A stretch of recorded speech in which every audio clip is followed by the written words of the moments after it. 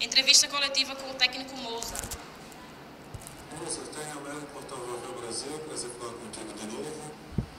Moza, mais uma vez você começou muito bem o primeiro tempo, bem ofensivo, mas sofreu no segundo tempo, assim como aconteceu com o Atlético de Alagoas, com o Asa no sábado e hoje novamente com o Cruzeiro.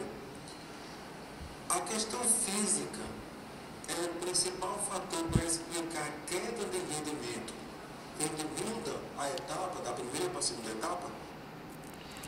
Bom, vamos lá. Não deveria, não acredito que seja isso. Talvez seja o meu intervalo, então, que não estou sendo assertivo, pode ser isso. Então, eu prefiro acreditar que seja isso, e aí eu consigo defender meu jogador e melhorar, enfim, brincadeiras à parte, assim, vamos tentar melhorar para voltar no mesmo nível para o segundo tempo. O jogo do Asa, especificamente falando do Asa, e do Atlético Alagoinhas, nós desperdiçamos pelo menos 6 chances claras de gol, né? Então não dá para falar que foi um segundo tempo ruim, né? O que pode, e aí eu concordo, que nós devemos melhorar defensivamente, não dar oportunidades para o adversário, não conceder uma falta boba como aconteceu hoje. Uma bola que era dominada nossa, a gente concede a falta, e aí eles cabeceiam uma bola na trave, e realmente isso aí nós não podemos conceder. Mas é uma coisa que a gente precisa ajustar, melhorar. O jogo ele dura 100 minutos, e em 100 minutos nós temos que jogar do mesmo nível. Moça, o Arno Oliveira, 98.3. O excesso de gols perdidos também é lamentado por você? Muito embora o Rodrigo Rodrigues hoje desencantou, conseguiu voltar a marcar, dando mais tranquilidade a ele mesmo. Como é que você vê esses momentos também? Bom, é delicado falar sobre isso, porque senão pode se entender de uma forma equivocada, assim, né? Quando a gente perde gol, teoricamente nós estamos falando da questão individual. Eu gosto de analisar o jogo de maneira coletiva. Nós temos que e precisamos fazer ajustes, como todo jogo, ganhando o jogo nós precisamos fazer ajustes e aproveitar melhor as oportunidades. E aí seja no gesto técnico, seja na escolha do último passe, enfim, eu estaria mais preocupado se nós não estivéssemos criando, né? Como a minha equipe é uma equipe que cria bastante, ser mais concentrado, então, seja no último passe, seja na finalização, e esse tipo de situação você só corrige treinando. A viagem acontece na sexta para Fortaleza, é pela proximidade, né? Ou você preferiu mudar isso para ter mais um dia aqui para poder trabalhar o grupo, fazer correções, já que você lamentou muito, né? Tem correções que você está fazendo vendo vídeo, né? Inclusive, né? Vídeo é uma ferramenta, né? Nada corrige melhor que o treinamento, né? Tem nada que substitui o treinamento. Então, o vídeo é só uma ferramenta. Com relação à viagem, normalmente nós vamos 2 dias antes, quando a conexão é maluca, né? Que você precisa... uma viagem... eu considero a viagem a partir do momento que nós saímos do CT, né? Então, quando é uma viagem que dura 8 horas, 9 horas, mesmo para percorrer aqui dentro do Nordeste, aí é necessário ir 2 dias antes. Mas como nós... vamos fazer uma viagem que é um voo direto, então nós vamos sair de Maceió, do nosso CT 10h30, 2 horas da tarde, nós vamos estar no hotel em Fortaleza, aí não tem necessidade de ir 2 dias antes, até porque o jogador também precisa passar um tempo com a família dele, ele precisa dar uma esparecida. A nossa profissão é uma profissão que exige muito, existe muita cobrança, então eu considero esse tempo que eles passam em casa descansando com a família de suma importância para eles poderem ter desempenho. Nós não somos robô, principalmente os jogadores não são robôs. Então, quando tem esse tipo de viagem sem conexão, não faz sentido ir 2 dias antes. Queria que você falasse das ausências do Igor e do Wellington. O Igor por questão contratual, o Wellington por suspensão. São 2 ausências pesadas para nós. O Igor ele está concorrendo hoje com o Cedric e com o Luquinha. O Wellington... ele é o titular da posição hoje e com certeza vai fazer muita falta. O Marcel é o substituto natural, o Cedric vai, já mesmo o Igor à disposição, era o Cedric que ia iniciar o jogo. Então, descansar. Nós conseguimos dar uma minutagem importante para quem nós queríamos dar, seja o Oswaldo, seja o William, Marco Túlio.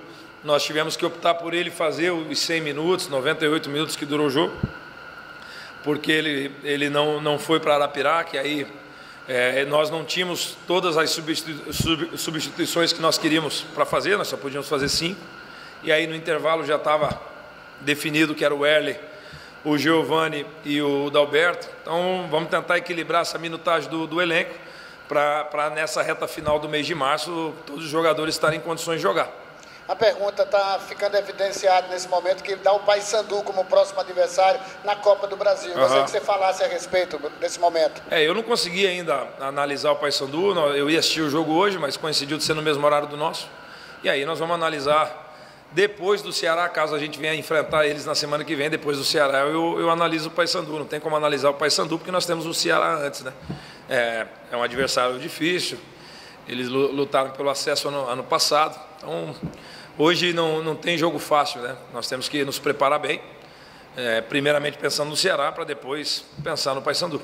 A saída do Denilson e a chegada do Anderson Martins, é um pelo outro? Não, eu acho que não. O Anderson, assim, o Denilson ainda é um jogador que está buscando o espaço dele, né, no cenário nacional. O Anderson tem uma carreira importante, né?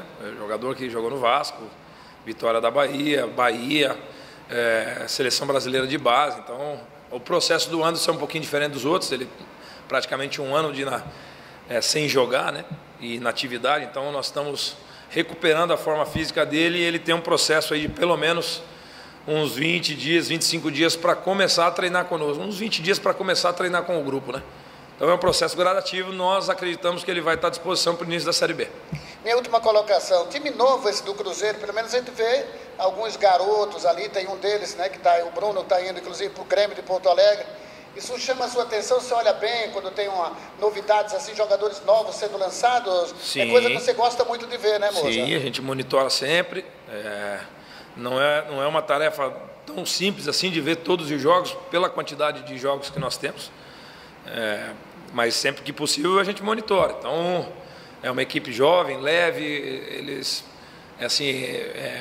falando especificamente desse jogo, né, nós praticamente tivemos que atacar contra 9, contra 10 o tempo todo, e aí não é tão simples, né? Eles fazem mais uma marcação individual que zonal, e aí acontecem muitos duelos em alguns setores do campo, e quando você não ganha esses duelos, você concede alguns contra-ataques para o adversário que normalmente contra um jogo por zona você não concede. Mas eu acho que o desenho específico do jogo foram as chances que nós acabamos desperdiçando e não matando o jogo antes. Então, se você vai para o intervalo com pelo menos 2 gols de diferença, esse ímpeto que o adversário veio com um gol de diferença, ele provavelmente não viria. Então, mas foi um adversário difícil, eles já venderam a derrota para o CRB aqui dentro, né? E nós sabíamos que não ia ser fácil, mas nós viemos com o objetivo de vencer, continuar líder do Campeonato Alagoano. Eu entendo ali a insatisfação de alguns torcedores. Os torcedores eles precisam entender que eu entendo a insatisfação, quem sou eu para querer agradar todo mundo. Porém, nós somos primeiros no Alagoano, segundo na Copa do Nordeste, num grupo que tem Fortaleza, Sport. Então eu não gosto muito de ficar vindo aqui trazer os nossos feitos recentes, mas é sempre importante dar uma refrescada na memória do pessoal, porque às vezes parece que as coisas não estão caminhando e estão caminhando muito bem, graças a Deus. Eu não sei, é a última vez que o CSA começou tão bem uma temporada, né? Eu não sou um cara que busco esse tipo de estatística, assim, porque não é muito a minha praia. Eu não venho aqui falar a posse de bola, quantas finalizações nós fizemos, tal. Não entro nesse mérito. Mas é importante que o torcedor ele é peça fundamental, né, no processo, né? Eu entendo a insatisfação em alguns momentos, mas ele tem que entender que ele precisa vir aqui nos apoiar, nos cobrar, como é natural. Mas é importante que cobre principalmente jogadores talentosos, né? O Marco Túlio é um jogador extremamente talentoso, de um nível, talvez um dos mais talentosos, se não o mais talentoso que nós temos no nosso elenco.